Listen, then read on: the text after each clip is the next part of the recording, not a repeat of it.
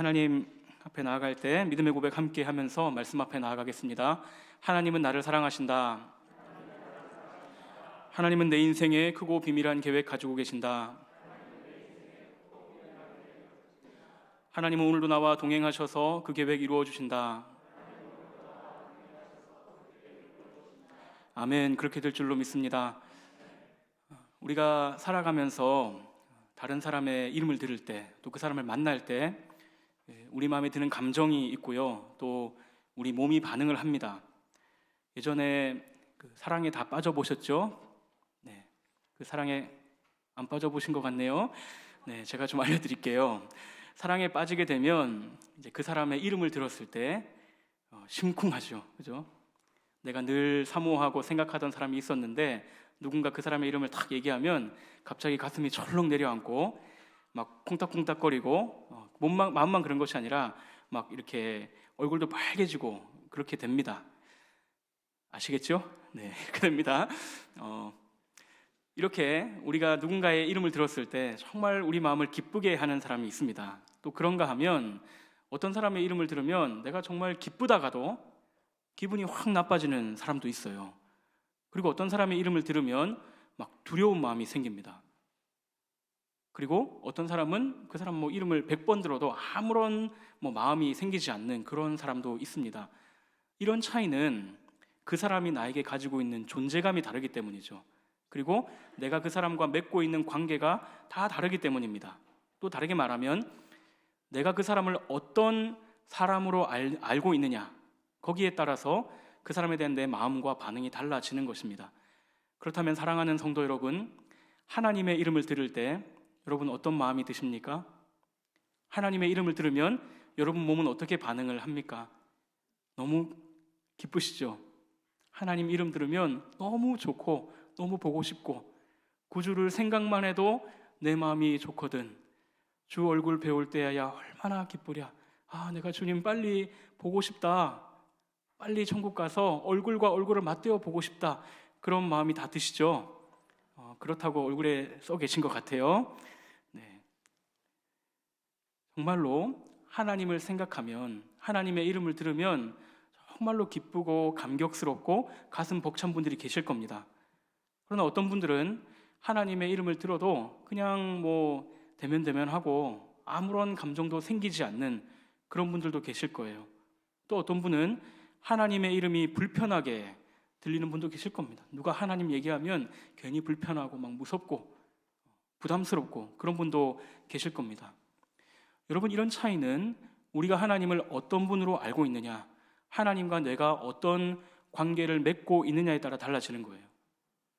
그러니까 내가 하나님을 어떤 분으로 알고 있느냐가 하나님에 대한 내 마음을 바꾸어 놓는 것입니다. 그런데 여러분, 이렇게 하나님을 아는 지식은 우리의 마음의 문제이기도 하지만 또 한편으로는 내가 하나님을 왜 믿느냐의 문제이기도 합니다. 하나님을 아는 지식이 거기에 따라서 내 마음이 바뀌는 것처럼 내가 하나님을 어떤 분으로 알고 있느냐에 따라서 우리의 신앙생활이 달라집니다. 여러분, 예를 들어서 누군가가 와서 물어보는 거예요. 당신은 왜 하나님을 믿으십니까? 라고 물어볼 때 어떤 분은 이렇게 대답하시겠죠. 성경을 보니까 하나님이 창조주시고 그분이 천지를 창조하셨답니다. 나도 만드셨대요. 이렇게 말씀하면서 하나님 믿는 분이 계실 거예요. 그럼 그분은 하나님이 창조주시기 때문에 하나님의 말씀에 100% 순종해야 된다고 생각하고 그렇게 순종하려고 애쓰면서 살아가실 겁니다. 또 어떤 분은 성경을 보니까 하나님이 나를 사랑하셔서 하나밖에 없는 아들을 십자가에 죽이셨답니다. 내가 그 사랑을 생각할 때 하나님 믿지 않을 수가 없습니다. 이렇게 말씀하시는 분이 계시겠죠. 그러면 그분은 그 하나님의 사랑에 감격해서 하나님을 사랑하려고 할 거고, 하나님이 나에게 모든 것을 주셨기 때문에 나도 하나님을 위해서 헌신하겠다, 그런 마음으로 신앙생활을 하실 거예요. 어떤 분은 그냥 어려서부터 부모님이 교회 열심히 잘 다녀야 돼, 그래야 복받아, 이렇게 말씀하셔서 그냥 어렸을 때부터 쭉 교회를 다니시는 분도 계실 겁니다. 그런 분은 되게 저도 모태신앙이지만 막 뜨거운 신앙은 아닐 수도 있습니다. 그러나 좀처럼 흔들리지 않습니다. 또 어떤 분은 내가 세상 살아보니까 힘든데 의지할 존재가 필요합니다. 근데 사람들이 얘기하는 거 들어보니까 하나님 믿으면 막 든든하고 마음이 평안하다고 해서 나는 하나님 믿습니다. 이렇게 말씀하시는 분이 계실 겁니다. 그러면 그분은 어떤 어려움이 있을 때 하나님을 의지하려고 하겠죠. 하지만 다른 의지할 대상이 생기면 하나님을 쉽게 떠나버릴 수도 있습니다. 여러분, 이처럼 하나님을 어떤 분으로 알고 있느냐, 그분과 내가 어떤 관계를 맺고 있느냐에 따라서 우리의 신앙생활이 달라져요. 그래서 사실 우리가 교회에서 교제하면서 어떤 분들이 교회에서 하는 말이나 행동을 보면 우리가 대강 압니다. 저분은 하나님을 이렇게 생각하고 있구나, 저분은 이런 식으로 신앙생활을 하고 있구나, 우리가 대강 알게 됩니다. 근데 여러분, 이 신앙생활이라는 것은 교회 안에서만 하는 것은 아닙니다. 우리의 이 신앙은 하나님과 우리의 관계인데, 우리가 교회 안에서만 하나님과 관계를 맺는 것이 아니죠. 우리가 집에 있을 때도 우리는 하나님과 관계를 맺습니다. 우리가 직장에서 일을 할 때도, 다른 사람을 만날 때도 우리는 하나님과 관계 속에서 모든 일을 해요. 그러니까 우리가 하나님을 어떻게 알고 있느냐가 우리의 신앙생활을 바꾼다는 것은, 하나님을 어떻게 알고 있느냐가 우리의 모든 삶에 영향을 준다는 말입니다. 그러니까 하나님을 아는 것, 그분을 어떻게 아느냐 하는 것은 너무나 중요한 문제예요. 그렇다면 사랑하는 성도 여러분, 여러분의 하나님은 어떤 분이십니까? 여러분들은 하나님을 어떻게 알고 있고, 어떻게 만났고, 어떻게 경험했고, 어떻게 믿고 있습니까? 오늘 우리가 함께 읽은 이 시편 107편 말씀은 하나님을 이렇게 말씀하고 있습니다. 여호와께 감사하라. 그는 선하시며 그 인자하심이 영원함이로다. 하나님은 선하시다. 하나님은 인자하시다. 그 선하심과 인자하심이 영원하다. 이렇게 고백하고 있어요.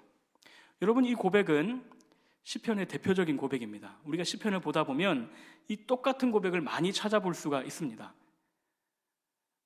우리 하나하나 따져보면은 이 선하다라고 되어 있는 말은 히브리어로 토브라는 단어입니다. 그리고 인자하심이라는 단어는 히브리어로 헤세드예요. 토브, 헤세드 많이 들어보셨죠? 제가 또 설명할 필요 없을 정도로 많이 들어보셨겠지만 그래도 간단하게 말씀을 드리면, 이 토브라는 것은 하나님께서 천지를 창조하셨을 때 보시기에 심히 좋았더라 할 때 그 좋았다라는 것이 토브라는 단어가 쓰였습니다. 그러니까 하나님께서 그냥 만드시지 않았을 거 아니에요. 하나님의 그 생각과 계획 속에서 하나님께서 천지를 만드셨고 온 우주를 만드셨는데 거기에는 하나님의 마음과 하나님의 성품이 다 들어가 있는 거예요. 근데 하나님이 다 만드시고 나서 보니까 그 모든 것이 하나님께서 원하셨던 대로 잘 돼 있는 거죠. 너무나 아름답고 질서가 잡혀있고 조화로운 그 모습을 보시면서 하나님이 좋았다라고 할 때 그 단어가 토브입니다. 근데 그런 상태만 말하는 것이 아니라 사람에 대해서는 어떤 사람이 도덕적으로 굉장히 훌륭한 상태에 있을 때 그 사람은 저 사람은 토브한 사람이야 이렇게 말을 할 수 있어요. 또 어떤 사람을 볼 때 그 사람이 정말 존경받을 만하고 정말 인정받을 만한 그런 굉장히 훌륭한 삶을 살고 있는 것을 보면 또 토브라고 말을 합니다. 하나님이 선하시다라고 하면 우리가 선하다는 말은 착하다는 말 같잖아요. 그래서 하나님은 착한 분이구나 이렇게 생각할 수 있지만, 이 하나님이 선하시다는 것은 그 이상의 의미를 가지고 있습니다. 하나님 너무나 아름다우시고 그분이 아름다우시기 때문에 그분이 하시는 모든 일도 너무나 귀하고 복되다.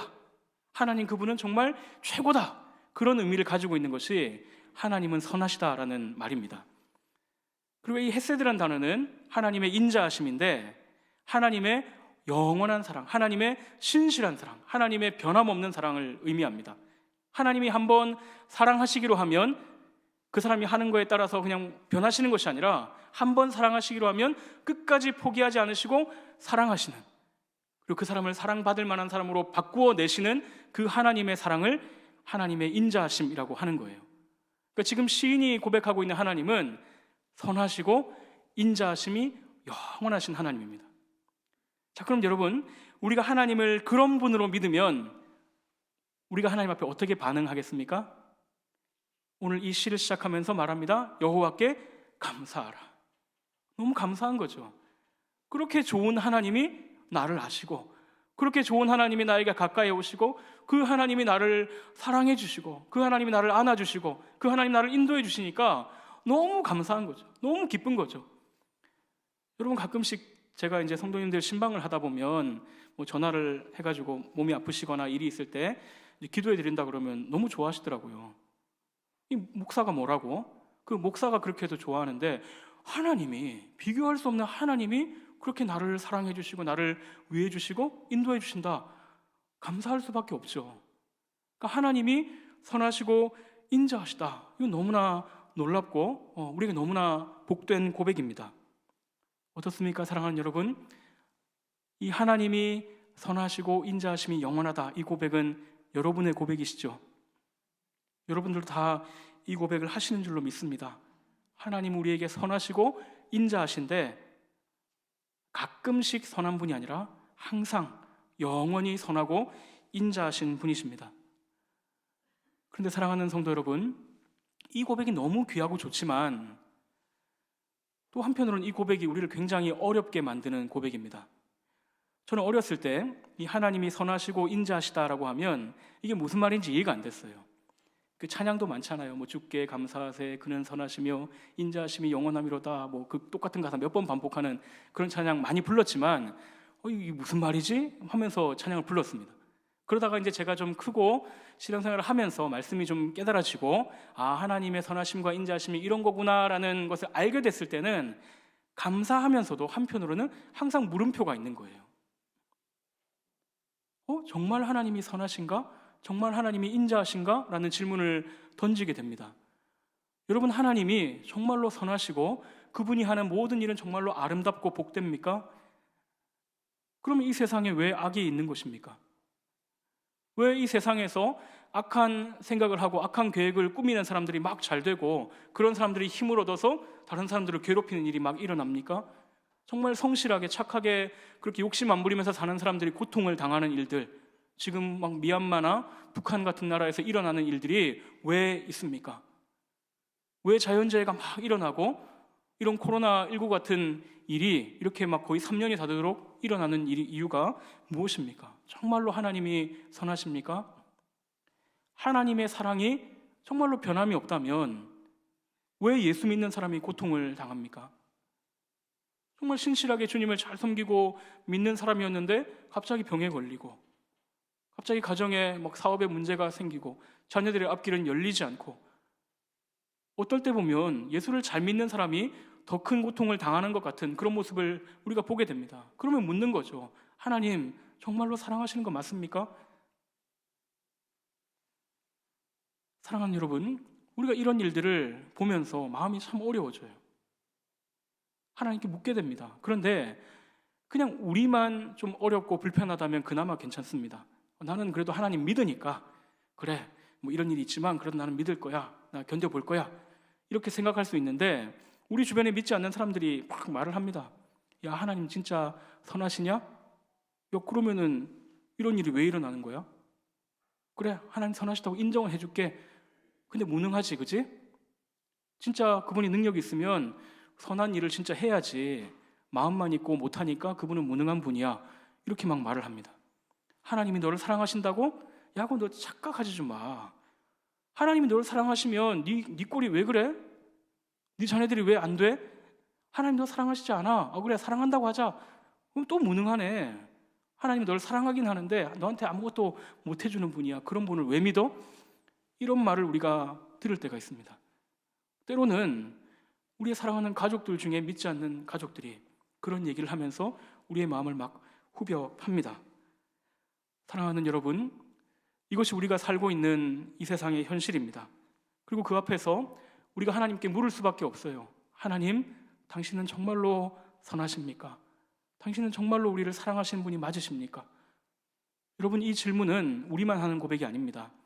시편 73편에서 아삽이 하나님의 성소에 들어갈 때 그 마음에 품고 있었던 질문이 바로 이 질문이에요. 하박국 선지자가 그 이스라엘의 죄를 보면서 또 하나님의 바벨론을 통해서 이스라엘을 심판하시겠다고 하는 그 말씀을 들으면서 하나님께 던졌던 질문이 바로 이 질문입니다. 그렇다면 사랑하는 여러분, 오늘 이 시편 107편의 시인은 여호와께 감사하라, 그는 선하시며 그 인자하심이 영원함이로다, 이렇게 너무나 당당하게 고백을 하고 있는데요. 그러면 시인은 이러한 세상의 현실을 몰랐을까요? 이 시인은 너무 좋은 환경에서 살아가지고 그냥 온실 속의 화초처럼 살아가지고 그냥 항상 하나님의 보살핌을 받고 뭐 아무런 부조리한 일을 보지도 못하고 그냥 항상 믿는 사람은 잘 되고 막 이렇게 하나님 사랑만 해주시는 것 같은 그런 환경에 살았기 때문에 아, 하나님 정말로 선하시고 인자하시구나 그렇게 고백을 했을까요? 알았으면은 이런 말 못했을 건데 몰라서 그렇게 했다. 여러분, 그렇지 않습니다. 이 시인은 누구보다도 이 세상의 부조리한 현실과 아픔을 잘 알고 있는 사람이에요. 여러분, 이 시편 107편을 한번 읽어보시면 알게 됩니다. 아, 이 사람은 정말로 이 세상을, 사람들의 아픔과 고통과 이런 이상한 현실들을 잘 알고 있는 사람이구나라고 우리가 알게 됩니다. 자, 그런데 그럼에도 불구하고 너무나 당당하게 고백하는 거예요.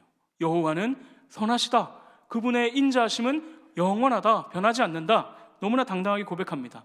심지어 혼자만 말하는 것이 아니라 오늘 2절 3절을 보면 이렇게 말하죠. 여호와의 속량을 받은 자들은 이렇게 말할지어다. 여호와께서 대적의 손에서 그들을 속량하사 동서남북 각 지방에서부터 모으셨도다. 여호와의 속량 받은 자, 하나님의 구원을 받은 사람은 다 나처럼 말해야 된다. 여호와는 선하시고 그분의 인자하심은 영원하다. 다 나처럼 말해야 된다.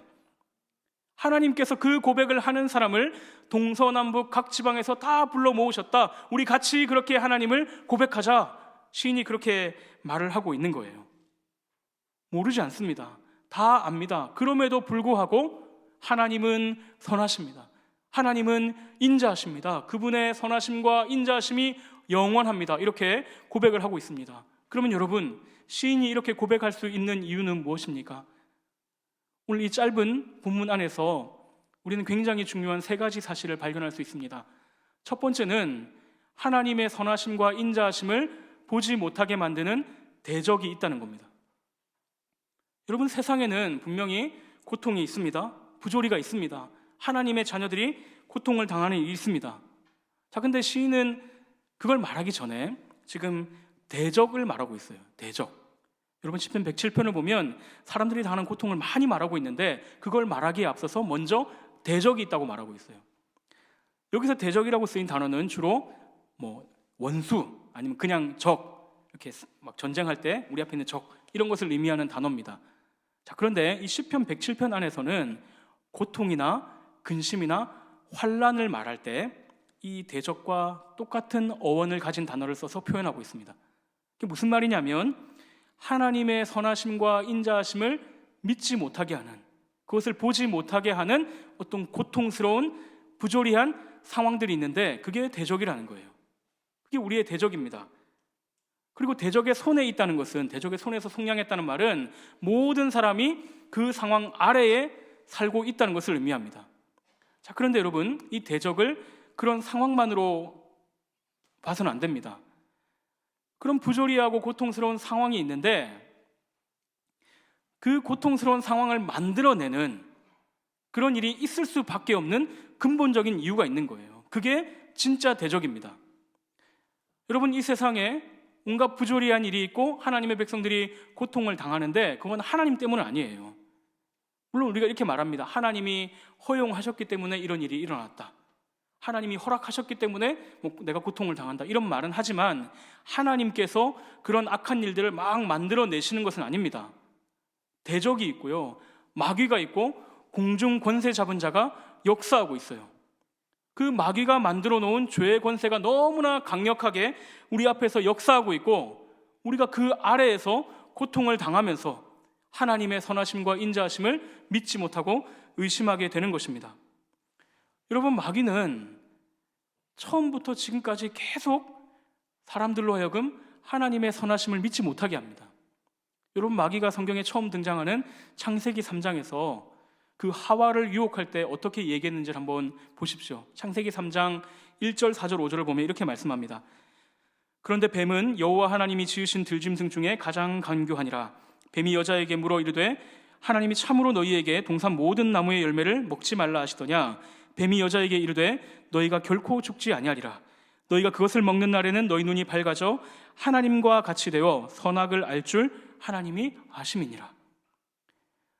하나님께서 말씀하신 건 뭐냐면 너희가 동산 모든 나무 열매를 임의로 너희 원하는 대로 먹어도 된다는 거였어요.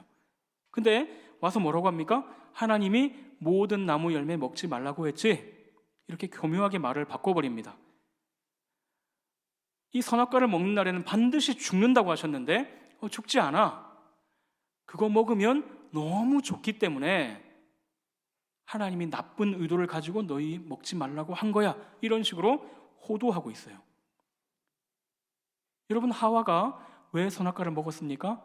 물론 우리 성경을 보면 먹음직도 하고 보암직도 하고 지혜롭게 할 만큼 탐스럽기도 하다 그랬는데 그냥 그게 제일 맛있어 보여서 먹은 건 아니에요. 하나님의 선하심을 믿지 못하게 된 겁니다. 하나님이 다른 좋은 거 너무 많이 주셨는데 그거 하나 안 준 게 마치 부당하게 느껴지면서 하나님의 선하심을 의심하면서 하와가 하나님의 말씀에 불순종하는 일을 하는 거예요. 여러분, 사람들이 왜 죄를 짓습니까? 하나님의 선하심과 인자하심을 믿지 못하기 때문입니다. 하나님은 좋은 것 주지 않고 죄가 우리에게 더 좋은 것을 주는 것처럼, 죄가 더 큰 기쁨을 주고 더 큰 만족을 주는 것처럼 생각하기 때문이에요. 여러분, 그게 마귀가, 우리의 대적이 사람들에게 하는 일입니다. 그런데 이건 믿지 않는 사람들만 거기 속는 게 아니죠. 우리도 마찬가지로 거기 속습니다. 우리가 하나님 말씀을 보면서 순종하려고 하면 어떤 생각이 들어요? 야, 이 말씀대로 하면 난 망할 것 같은데? 이 말씀대로 하면 너무 힘든데? 마치 하나님이 굉장히 부당하고 어려운 것을 우리에게 요구하시는 것처럼, 하나님이 선하시지 않은 것처럼, 하나님이 우리에게 사랑으로 주신 말씀이 아니라 마치 우리를 자기 종처럼 부려먹고 힘들게 말씀을 하려고 말씀을 주신 것처럼 우리가 생각을 하는 거예요. 여러분, 그게 우리 대적인 마귀가 우리에게 하는 것이고 죄가 우리 안에서 하는 일입니다. 그런데 그 속임에 빠져서 죄를 지으면 막 기쁘고 좋고 상황이 좋아지는 것이 아니라 더 나빠집니다. 여러분, 성경이 죄에 대해서 어떻게 가르쳐 주시는지 한번 생각해 보십시오. 아담과 하와가 선악과를 먹었어요. 하나님의 선하심을 믿지 못하고 선악과를 먹고 에덴 동산에서 쫓겨납니다. 여러분, 그때 그들이 지은 죄는 사실 그렇게 막 대단히 나빠 보이는 죄는 아니에요. 그죠? 나무 열매 하나 먹은 거 가지고 하나님 치사하게 그러시냐, 이런 생각이 들 정도로 굉장히 사소해 보이는 문제였습니다. 그런데 그 아들이 어떻게 합니까? 그들이 낳은 첫 번째 아들 가인이 하나님께 제사를 드렸는데 하나님이 제사를 안 받아주셨어요. 가인이 막 분노합니다. 막 분노하면서 하나님, 내가 제사를 드렸는데 어떻게 안 받아줘? 막 이렇게 하다가 딱 보니까 옆에 동생이 있는데 동생 제사는 하나님이 받아준 거예요. 어떻게 내 제사는 안 받아주고 저놈 제사는 받아줄 수 있어? 그래가지고 가인이 어떻게 합니까? 아벨을 돌로 쳐 죽입니다.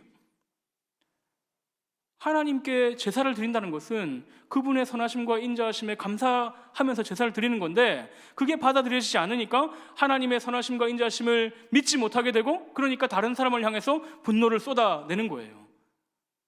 여러분, 지금 이 세상에서 일어난 일들을 한번 생각해 보십시오. 사람들이 온갖 비참하고 악한 일들을 막 하고 있습니다. 그런데 여러분, 그게 그냥 사람들이 나빠서 하는 일이 아닙니다. 사람들이 하나님을 알지 못합니다. 하나님의 선하심과 인자하심을 믿지 못하니까 그 마음에는 분노와 원망과 미움과 시기와 온갖 악한 것들, 비열한 것들이 가득하게 되는 거예요. 여러분, 오늘날 사람들이 서로를 향해서 얼마나 많은 저주와 악담을 퍼붓고 있습니까? 우리가 그냥 만나면 다 그냥 젠틀하게 말하고 그냥 잘 말하는 것 같지만 인터넷에서 익명성이 보장되면 얼마나 저주하고 얼마나 악한 말을 막 함부로 쏟아내고 다른 사람을 깎아내리고 막 죽어라 이런 말도 정말 쉽게 하는 것이 지금 우리가 살고 있는 이 세상입니다. 여러분, 그게 막 어린 청소년들이나 막 그런 사람들만 하는 게 아니에요. 연세 있는 어르신들도 그렇게 막 하시더라고요. 인터넷에서. 사람들의 마음에 그것이 가득합니다. 가인이 아벨에게 했던 그 일을 다 같이 서로에게 지금 막 하고 있는 것이 지금 우리가 살고 있는 이 세상의 현실입니다. 근데 그렇게 하면서 사람들이 뭐라고 말합니까? 야, 세상이 이 모양 이 꼴인 거 보니까 하나님은 선하지 않으시다. 사람들이 이렇게 고통을 당하는 거 보니까 하나님은 사랑하지 않으신다. 이렇게 말합니다. 여러분, 이것은 앞뒤가 바뀐 말이에요. 앞뒤가 바뀐 말이에요. 죄는 자기가 지어놓고 하나님이 하지 말라고 한 거, 하나님이 그렇게 하면 안 된다고 한 걸 자기가 막 다 해놓고는 책임은 하나님께 돌리고 있습니다. 여러분, 우리 아이들이, 어린 자녀들이 막 놀 때 막 이렇게 위험한 곳에서 놀 때가 있지 않습니까? 막 높은 데서 막 놀아가지고 야 거기서 장난치면 너 떨어지니까 거기서 놀지 마, 하지 마 이렇게 했는데 애들이 말을 안 듣잖아요. 계속 놀다가 확 넘어지면은 엄마 내가 잘못했어 이렇게 오는 아이가 없습니다. 와서 엄마 내가 거기서 놀 때 왜 나를 안 잡아줘가지고 나를 넘어지게 했냐 막 이렇게 하잖아요. 마치 그런 것처럼 자기가 잘못해놓고는 하나님이 반드시 그렇게 될 거라고 한 일을 다 해놓고 나서는 마치 하나님이 잘못하신 것처럼, 하나님이 선하지 않은 것처럼, 하나님이 사랑이지 않아서 그렇게 된 것처럼 말을 하고 있습니다. 사랑하는 성도 여러분, 기억하십시오. 하나님이 선하시지 않은 것이 아닙니다. 하나님의 사랑이 없는 것도 변한 것도 아닙니다. 우리의 대적이 너무나 교묘하게 우리를 속이고 죄가 하나님의 선하심을 가리는 것입니다. 여러분, 고린도후서 4장 4절을 보면 이렇게 말씀합니다. 그 중에 이 세상의 신이 믿지 아니하는 자들의 마음을 혼미하게 하여 그리스도의 영광의 복음의 광채가 비치지 못하게 함이니 그리스도는 하나님의 형상이니라. 우리의 대적이 사람들의 마음을 혼미하게 해서 그 하나님의 선하심과 인자하심의 결정체인 예수 그리스도의 복음의 광채가 비치지 못하게 하고 있습니다. 사랑하는 여러분, 무엇이 이 세상을 이렇게 만들었는지 우리는 분별할 줄 알아야 합니다. 우리가 이것을 분별하지 못하면 우리도 속아서 하나님의 선하심을 의심하게 될 것이고 믿음의 길에서 미끄러지게 될 것입니다. 오늘 이 시에서 우리가 알게 되는 두 번째 사실은 이 하나님의 선하심과 인자하심은 오직 구원받은 사람들이 알 수 있다는 것입니다. 여러분, 우리 대적 마귀가 우리를 속이고 죄가 만들어 놓은 결과들이 하나님의 선하심과 인자하심을 가리고 있어요. 그러면 그때 하나님은 무엇을 하십니까? 사실 이게 문제예요. 그런 상황에서 하나님이 쫙 나타나셔가지고 그냥 상황을 확 바꾸고 그냥 모든 것을 좋게 만들고 막 이렇게 하면은 금방 믿을 것 같은데 마치 하나님이 아무것도 하지 않는 것처럼 보입니다. 하나님 개입도 안 하시는 것 같고 관심도 없으신 것 같아요. 그럼 하나님이 선하시다면 도대체 하나님은 지금 무엇을 하고 계시는가? 아무것도 안 하는 것이 아닌가? 그런 생각이 듭니다. 그러나 여러분, 하나님이 아무것도 안 하시는 분이 아닙니다. 하나님 지금도 일하고 계십니다. 하나님은 자기 백성을 대적의 손에서 속량하고 계십니다. 여러분, 오늘 시인은 여호와께 감사하라 그는 선하시며 그 인자하심이 영원함이로다 라고 말하면서 모든 사람들에게 이것을 고백하라고 말하고 있지 않아요. 여호와께 속량을 받은 자들은 이같이 말할지어다 이렇게 말하고 있습니다. 구원받은 사람들에게 고백하라고 하지 구원받지 못한 사람들에게 하나님은 선하시다, 하나님 인자하시다 고백하라고 말하지 않습니다. 왜냐하면 구원받지 못한 사람은 하나님의 선하심과 인자하심을 알지 못하기 때문입니다. 왜 알지 못합니까? 경험하지 못했기 때문이에요. 경험하지 못했기 때문이에요. 하나님을 만나지 못했고 하나님을 보지 못했고 하나님의 은혜를 받아본 적이 없기 때문에 이 고백을 할 수가 없습니다. 오직 구원받은 사람만이 하나님의 선하심과 인자하심을 경험했기 때문에 하나님을 찬양하고 이 고백을 할 수 있습니다. 여러분, 그래서 시편 34편 8절을 보면 이렇게 말합니다. 너희는 여호와의 선하심을 맛보아 알지어다. 하나님의 선하심은 맛보아서 아는 것입니다. 성경을 100번 읽는다고 해서 아는 것이 아니에요. 물론 알겠죠. 내용은 하나님이 선하시다고 하더라. 하지만 맛보지 않으면 모릅니다. 여러분 다 맛보셨죠? 우리 하나님의 선하심을 맛보았어요. 그것을 맛보았을 때 얼마나 좋았는지, 얼마나 즐거웠는지 우리가 그것을 잊을 수가 없습니다. 여러분, 너무 신기한 것은 이것을 맛본 사람은, 예수를 믿고 구원받은 사람은 이 세상에 부조리함이 있고 내 삶에 어떤 고통스러운 상황이 찾아온다 할지라도 하나님은 선하시다고 고백합니다. 하나님은 인자하시다고 고백해요. 거짓말하는 게 아니에요. 여러분, 우리도 그렇게 하잖아요. 힘든 일이 있어도 하나님 나를 사랑하셔, 우리가 그렇게 말할 때 우리 거짓말하는 게 아닙니다. 거짓말하는 게 아니에요. 지금 내 눈앞에 있는 현실은 분명히 참 하나님이 선하시지 않은 것 같고 하나님이 일하시지 않는 것 같고 하나님의 사랑이 나에게서 끊어지는 것 같은 그런 상황이 맞는데 하나님이 내 마음에 주신, 나에게 맛보게 하신 그 하나님의 선하심, 하나님께서 아들을 십자가에 내어주심으로 사랑하신 그 사랑이 내 마음에 새겨져서 그 상황 속에서도 하나님은 선하십니다. 하나님 여전히 나를 사랑하십니다. 우리 그렇게 고백할 수밖에 없는 것입니다. 내가 의지적으로 생각해내서 하는 것이 아니라 하나님이 우리에게 이 고백을 하도록 만드시고 이 고백을 받아내십니다. 여러분, 아까 고린도후서 4장 4절에서는 이 세상의 신이 믿지 아니하는 자들의 마음을 혼미하게 해서 이 그리스도의 그 영광의 복음의 광채가 비치지 못하게 한다고 했습니다. 근데 바로 이어지는 고린도서 4장 6절을 보면 이렇게 말씀합니다. 어두운데 빛이 빛이라 말씀하셨던 그 하나님께서 예수 그리스도의 얼굴에 있는 하나님의 영광을 아는 빛을 우리 마음에 비추셨느니라. 우리의 대적은 그 빛이 비치지 못하게 하려고 막 방해하고 막고 우리를 속이지만 우리 하나님께서 그 모든 것을 다 몰아내시고 우리 마음에 그 복음의 광채, 하나님의 선하시고 인자하신 그 빛을 비추어 주심으로 우리로 하여금 이 고백을 하게 하시는 거예요. 그때 우리 입술에 나오는 것이 뭡니까? 감사합니다. 여호와께 감사하라. 하나님 감사합니다. 하나님 나를 붙들어 주셔서 너무나 감사합니다. 이 고백이 터져 나오는 거예요. 여러분, 우리가 구원받았다는 것을 어떻게 알 수 있습니까? 우리 마음에, 우리 입술에 이 고백이 있을 때, 아, 내가 구원받은 사람이 맞구나 확인하는 것이죠. 이 세상에 부조리함이 있는데 그것만 보는 것이 아니라 그 너머에 있는 하나님의 선하심이 보이고 하나님이 모든 것을 합력하여 선을 이루실 것이 믿어지고 내 삶에 아픔이 있지만 하나님이 여전히 사랑하신다는 그 사실이 믿어지는 사람, 그 사랑의 손길이 느껴지는 그 사람이 구원받은 사람입니다. 그리고 하나님은 지금도 우리 삶에서 그 일을 하고 계십니다. 여러분, 저에게 참 어려움을 당하고 있는 친구가 한 명 있습니다.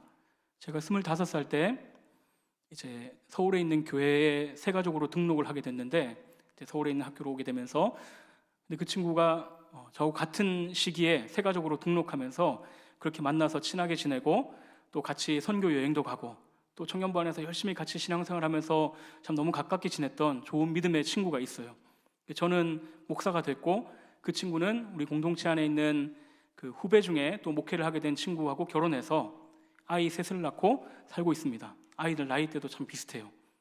근데 이 친구가 몇 년 전에 암 선고를 받았습니다. 그리고 수술을 해서 이제 많이 제거를 하고 잘 관리가 되고 있었는데 재발이 됐어요. 그러니까 이제 항암 치료를 막 하는데 계속 전이가 되고 치료는 안 되고 며칠 전에는 이제 쓸 수 있는 항암약이 하나밖에 남지 않았다는 이야기를 듣게 되었습니다. 제 친구가 그 이야기를 듣고 이제 기도 후원자들이 있는 카톡방에 올린 글이 있는데 제가 그 중에 일부분을 조금 읽어드리겠습니다. 늘 사랑과 관심으로 기도해 주시는 여러분, 하나님을 부인하거나 원망하거나 기도의 응답이 이루어지지 않고 반대되는 소견이 나온다고 해서 속상해하거나 실망하지 않으시길 바랍니다. 제가 얼마나 잘 견디고 이겨내며 하나님께 더 가까이 가는지 지켜보고 응원해 주시기를 기도합니다. 저는 하나님께 속한 사람입니다. 감사하게도 그리스도인 집안에서 태어나 하나님을 처음부터 알고 사랑하며 사랑받았습니다. 우리는 누구나 그분의 부르심에 아멘 순종하며 설레고 기쁜 마음으로 준비하는 것이 최종 미션이라고 생각합니다. 어린 아이 셋이 있고 이제 병원으로부터는 더 이상 치료할 소망이 없다는 이야기를 듣고 하는 고백입니다. 저는 제 친구 안에 참 하나님이 살아서 역사하심을 너무나 분명하게 봅니다. 여러분, 제 친구만 이런 고백을 하는 것이 아닙니다. 아마 여기 있는 성도님들 중에도 이런 경험이 있고 또 이런 고백을 하시는 분들이 계실 거예요.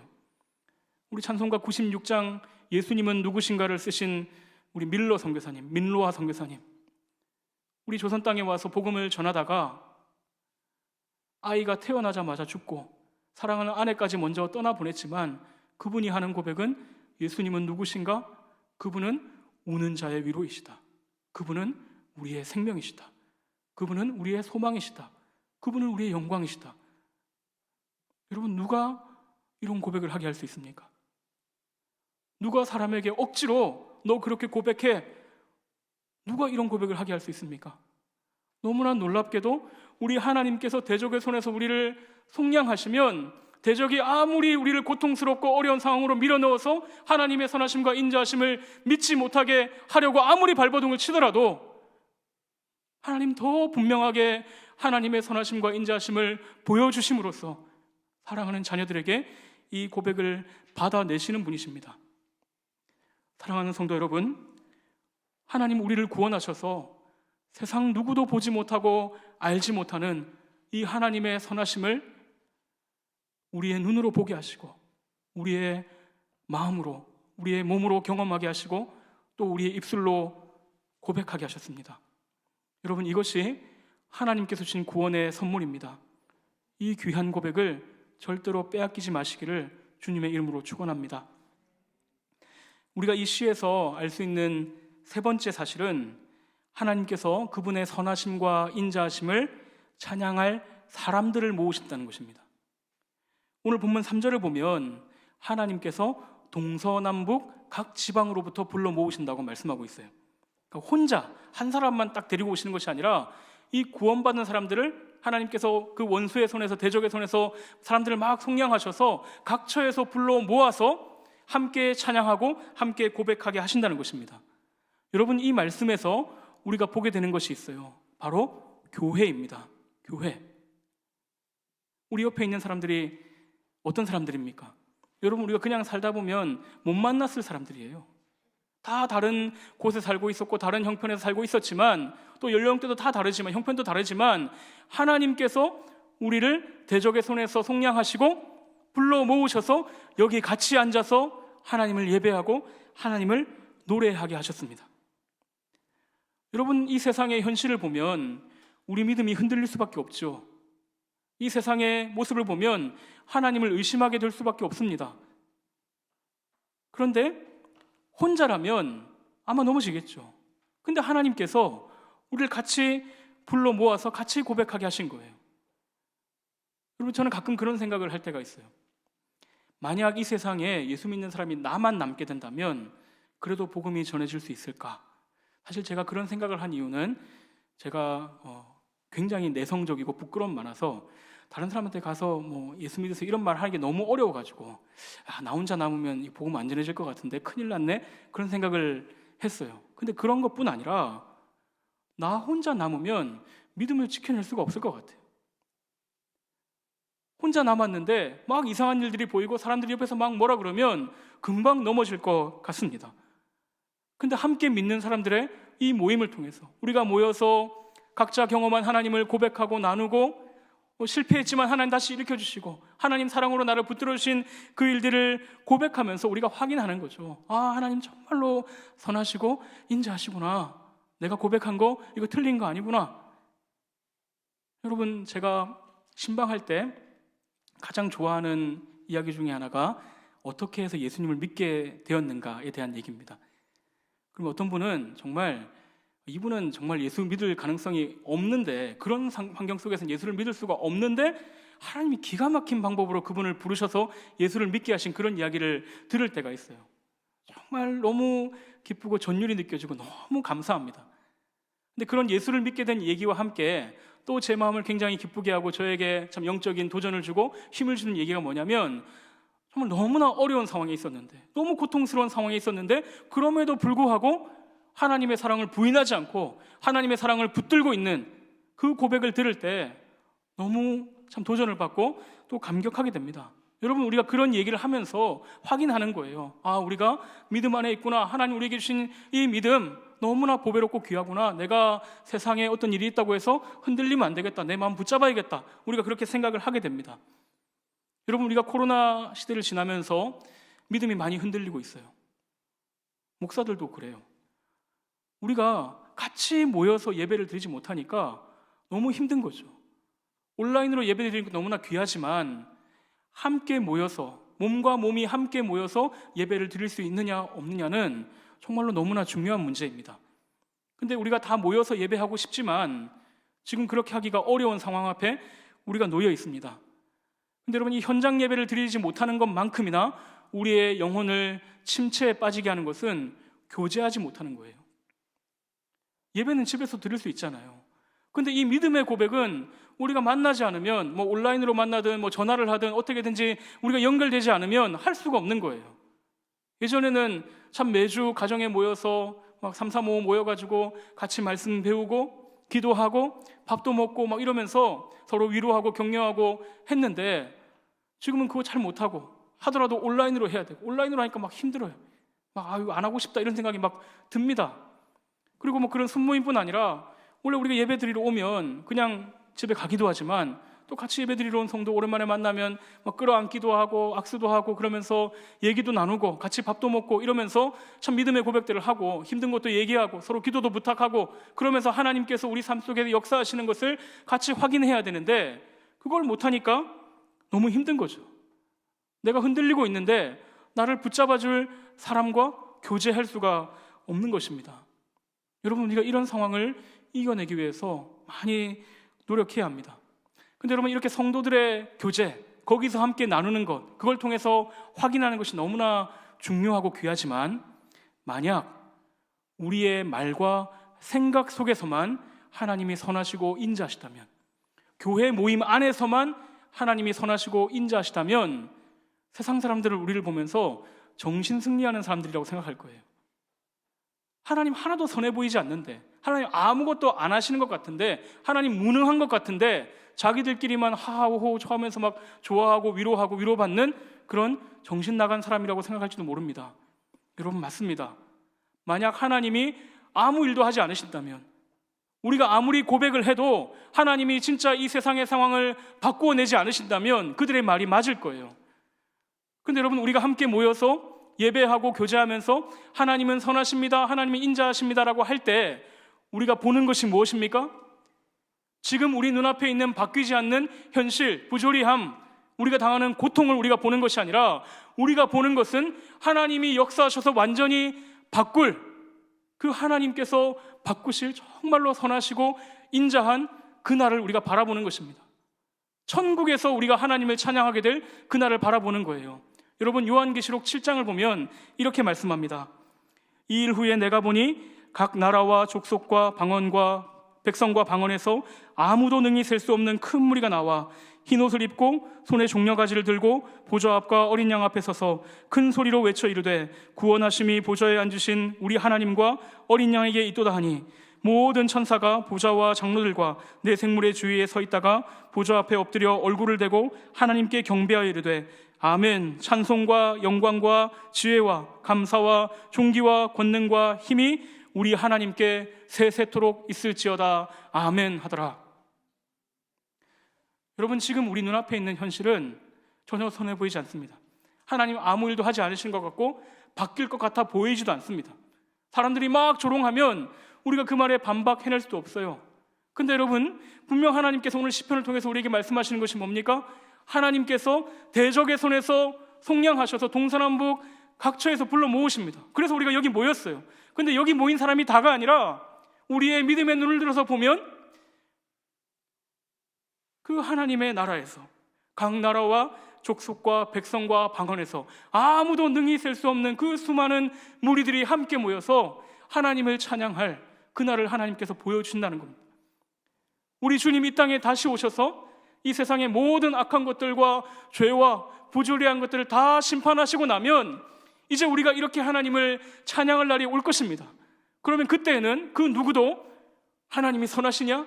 하나님이 인자하시냐? 하나님 어디 있냐? 이런 말을 누구도 하지 않을 거예요. 여러분, 오늘 우리가 드리는 예배가 무엇입니까? 우리 예전에 여기서 막 400명, 500명 한부 예배 드릴 때마다 그렇게 모여 예배 드리다가 지금은 뭐 100명도 안 되는 숫자 모여 드리니까 너무 초라하고 연약해 보이지만 오늘 우리가 이곳에서 드리는 예배는 여기서만 드리는 예배가 아니라 그 마지막 날 우리가 천국에서 하나님을 찬양할 그것을 미리 맛보는, 그것을 맛보도록 하나님께서 동서남북 각처에서 우리를 불러서 바로 여기에 앉게 하셨다는 것을 여러분 기억하시길 바랍니다. 그 영광을, 그 예배의 영광을 맛본 사람들이 이 부조리하고 악한 세상에 나아가서 하나님이 정말로 선하시고 인자하시다는 것을 증거하는 삶을 살게 되는 것입니다. 사랑하는 성도 여러분, 우리의 예배는 이렇게 영광스러운 것입니다. 온라인으로 예배하는 성도 여러분, 가정에서 예배하는 것도 이렇게 영광스러운 일입니다. 하나님께서 우리를 불러 모으셔서 이 천국의 찬양을, 고백을 미리 하게 하신 이 영광스러운 예배의 감격을 잃어버리지 마시기를 주님의 이름으로 축복합니다. 이제 말씀을 정리하겠습니다. 하나님을 아는 것, 하나님을 어떤 분으로 아느냐가 우리의 삶과 신앙을 결정합니다. 오늘 시편 107편을 통해서 하나님께서 알려주십니다. 하나님은 선하시고 그분의 인자하심이 영원합니다. 우리의 대적이 우리를 고통스러운 상황으로 몰아넣고 우리의 마음을 혼미하게 해서 이 하나님의 선하심과 인자하심을 가리고 믿지 못하게 하고 오히려 사람들로 하여금 조롱하게 하고 비난하게 하는 세상을 우리가 살고 있습니다.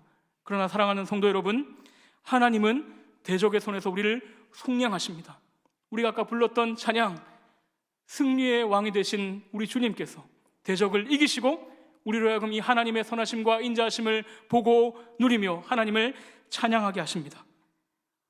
우리를 부르실 때 혼자 부르실 것이 아니라 우리를 함께 부르셔서 함께 이 고백을 하게 하셨고 하늘의 그 영광을 보면서 함께 찬양하도록 우리를 불러 모으셨습니다.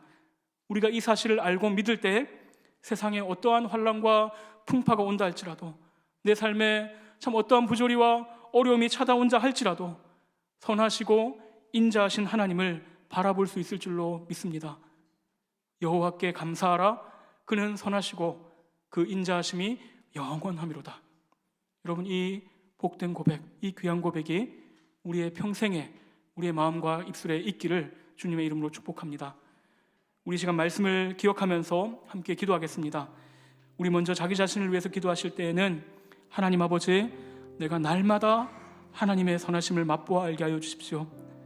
하나님, 이 세상의 부조리함과 내 삶의 아픈 현실 때문에 하나님의 선하심과 인자하심이 의심될 때 나를 구원하신 그 십자가의 사랑을 기억하며 내가 이 찬양의 고백을 빼앗기지 않도록 주님 나를 도와주십시오. 그렇게 기도하면 좋겠습니다. 또 우리 가정을 위해서 기도하실 때에는 특별히 우리 가정에 믿지 않는 우리 가족들, 또 실족한 가족들을 위해서 기도하면 좋겠습니다. 세상은 날로 악해져 가고 하나님을 무시하고 하나님이 없다 말하는, 하나님이 선하지 않다고 말하는 이 세상 속에서 그들이 이 세상의 풍조를 쫓아 세상 사람들과 똑같이 하나님을 비방하고 원망하는 말을 하지 않게 하여 주시고, 하나님 그들의 심령에도 예수 그리스도의 얼굴에 있는 그 하나님의 영광을 아는 빛을 비추어 주셔서 하나님 선하시다, 하나님 나를 사랑하신다 고백하는 삶을 살아갈 수 있도록 주님 도와주시옵소서. 그렇게 기도하면 좋겠습니다. 우리 사랑과 은혜 교회를 위해서 기도하실 때에는 하나님 아버지, 우리 교회가 그저 모여서 이 땅에 예배만을 드리는 것이 아니라 장차 천국에서 하나님을 찬양할 그 영광스러운 예배를 미리 맛보고 고백하는 그런 예배 공동체가 될 수 있도록, 그래서 우리가 이 땅 가운데 하나님의 선하심과 인자하심을 자신 있게 선포하며 전하는 교회가 될 수 있도록 주님 이 교회를 사용하여 주시옵소서. 우리 말씀을 생각하면서 함께 기도하겠습니다. 하나님 아버지, 감사합니다. 허물과 죄로 죽었던 우리를, 하나님과 원수되었던 우리를